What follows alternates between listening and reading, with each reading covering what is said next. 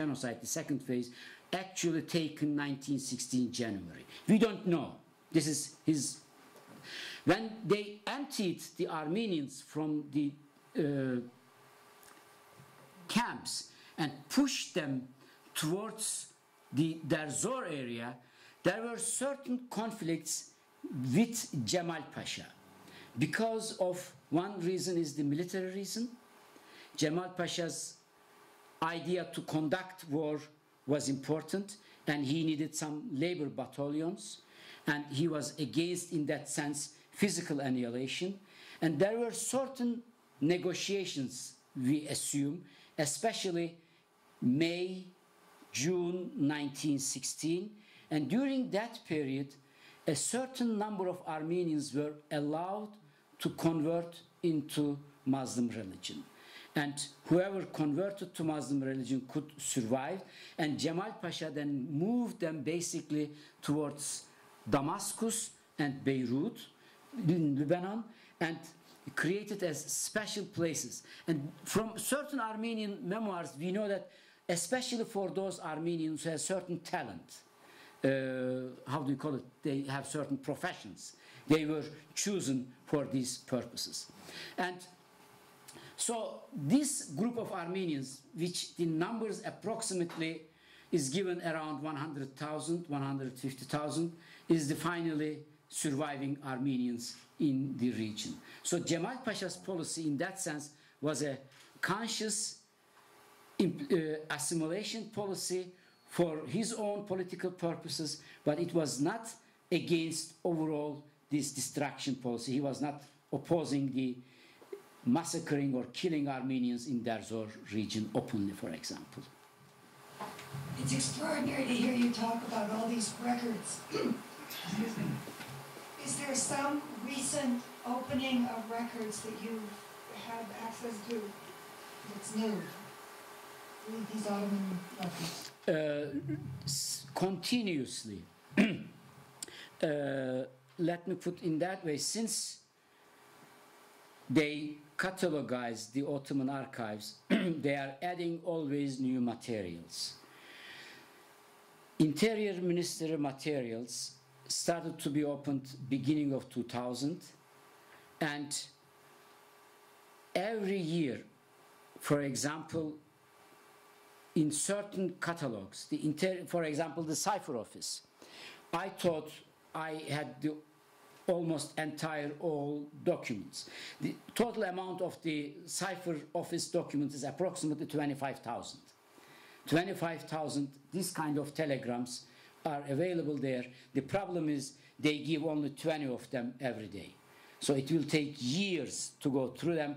And what we do, of course, we ask everybody who goes to archive to take the 20, so it's a period of time, and we hire the students, and sometimes it happens that 3-4 students goes at the same time, takes every day 20 so that we can reach. Even the Cipher Office documents, for example, I recently discovered they add new documents in that catalog also. And Ottoman Archives is really one of the best in the world today. You can search online on the basis of documents. So normally, if you know the archives, how it works, if you go there, for example, you can get a file. In the catalog, let's go to, for example, if you go to the German archive and you want to read something on the German consular reports, you have to ask a special file, let's say, the Wangenheims, the German ambassador in Istanbul, Wangenheim reports for the period of June 1915, from the 1st of June to June 15. They will give you 500 pages. It is in front of you. You have to go through all these documents and find out whatever you need. In Ottoman, it's just the opposite. The catalog based on individual documents. There is a summary of each document. So if you go to the online, to the Ottoman archive today, and type a word, and as time limit, you will get all these sort of documents that this word comes out. It is an incredible system. The only problem is, there are two problems here. One is they don't put everything on online. First, for example, the Cipher Office document were not available on internet, but it is available now. But the number of documents are limited on online. Let's say if you go to archive itself, I checked with my students because I fear to go there to work every day. It's scary for me. And I checked, let's say the second Department of Interior Ministry.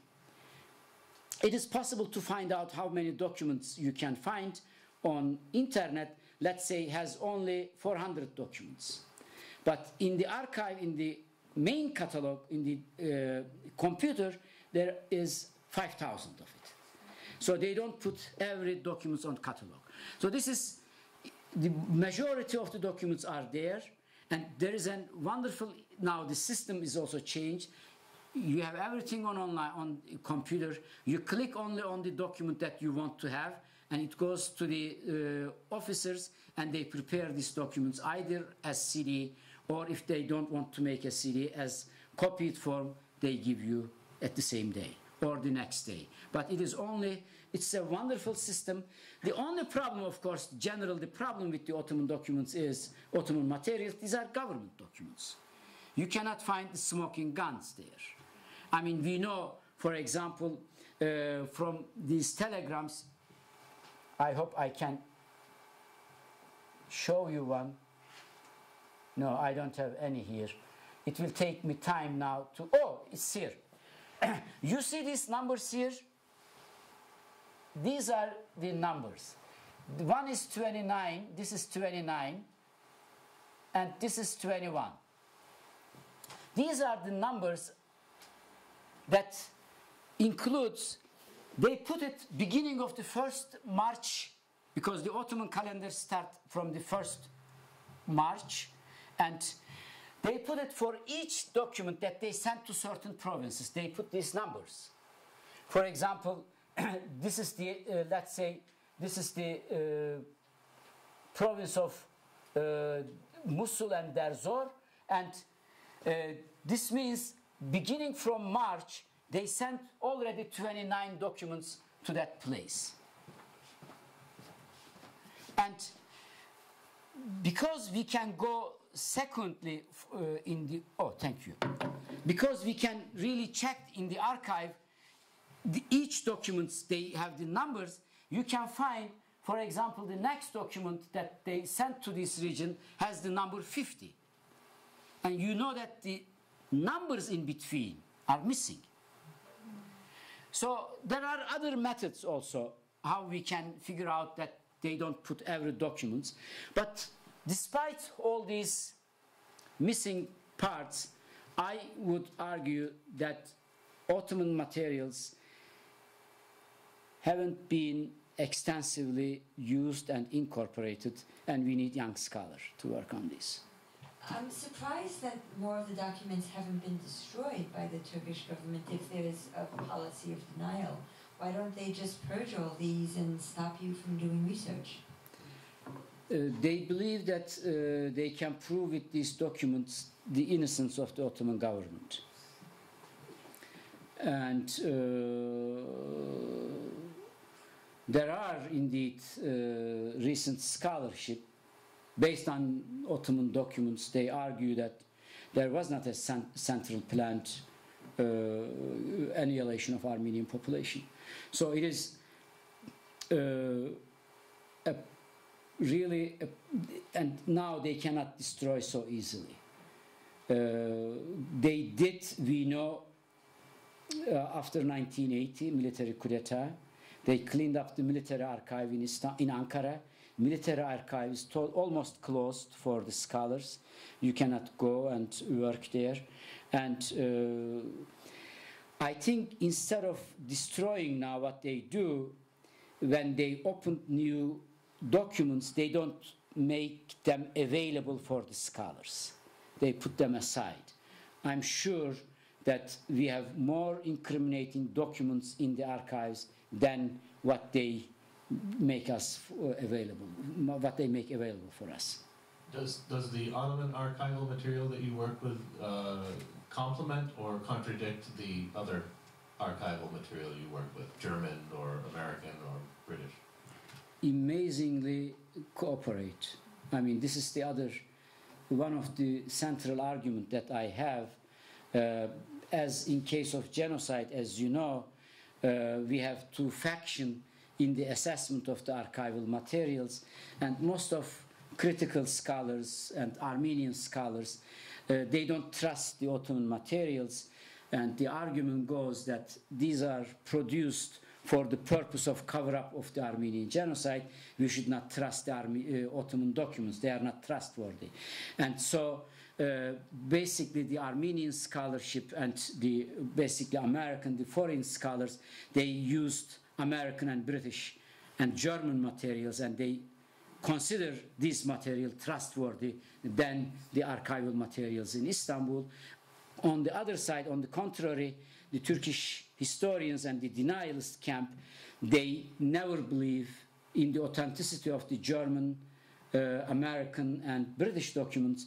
They consider these documents doctored or politically produced in order to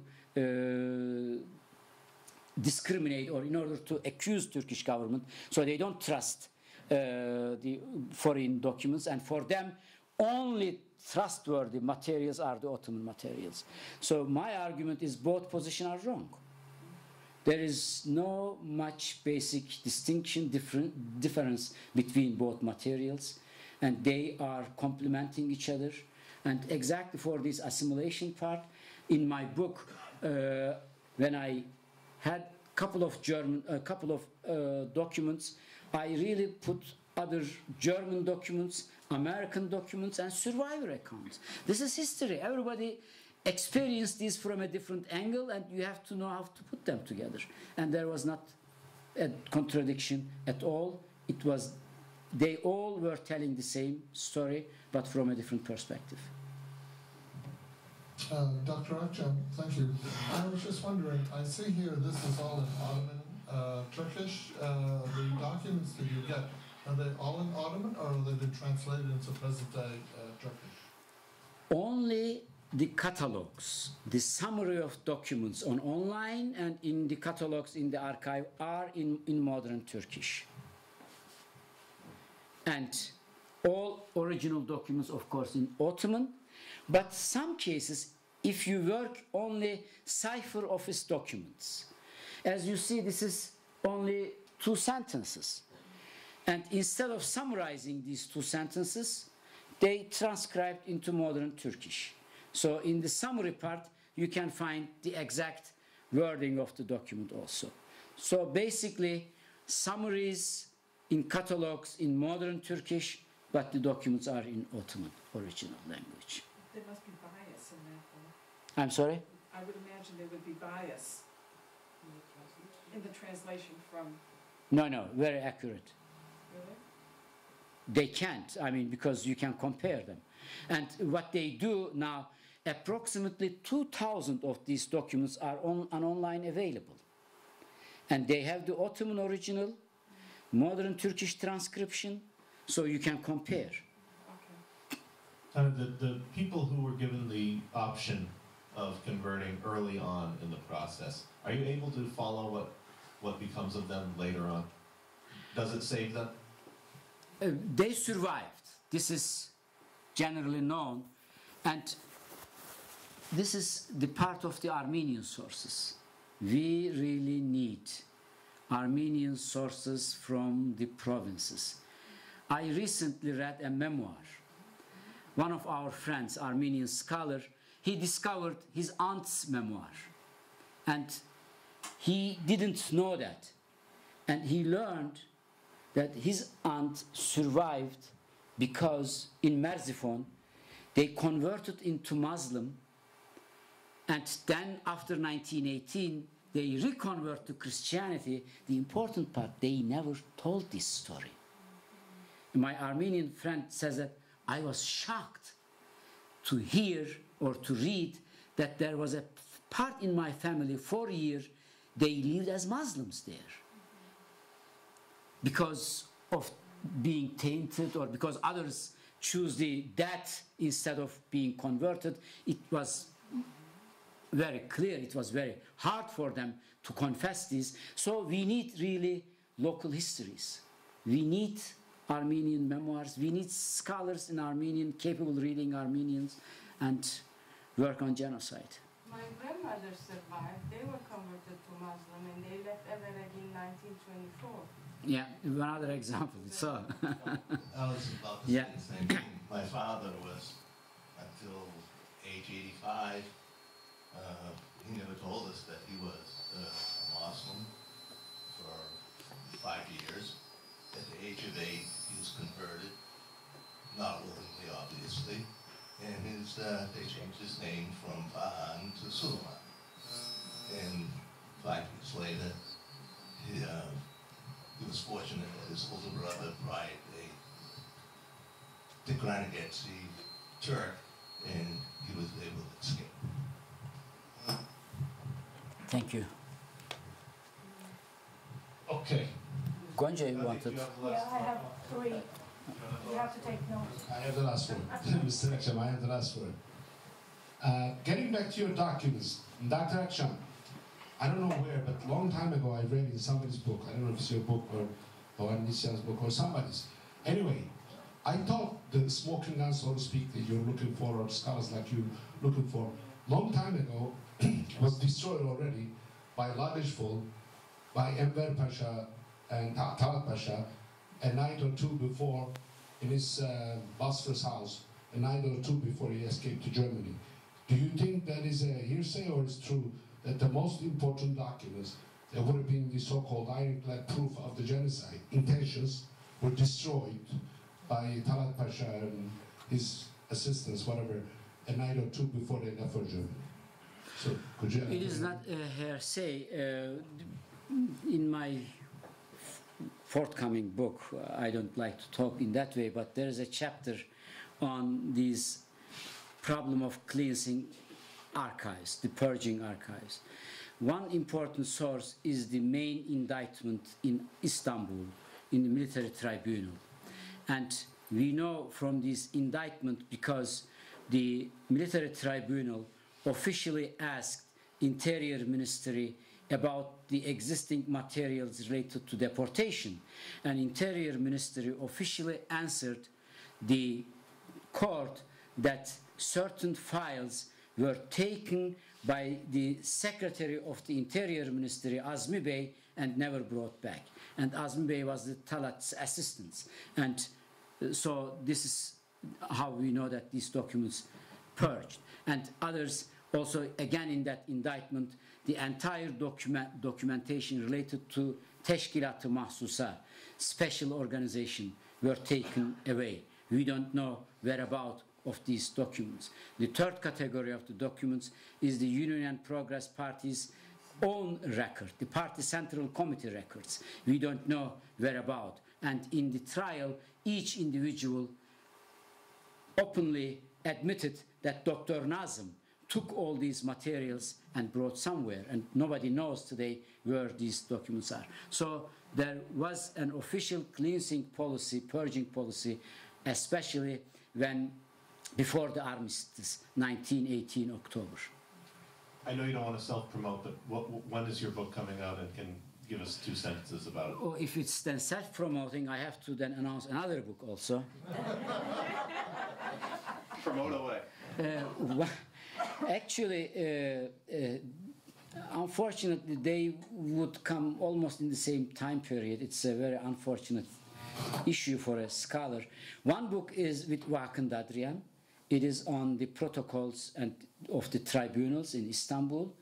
We already published in Turkish language in 2009 a 700 pages documentation of the trials in Istanbul, and there will be an English publication, not in the same extension, but there will be 13 indictments and verdicts of 13 trials in Istanbul, and an extensive introduction written by Dadrian and myself.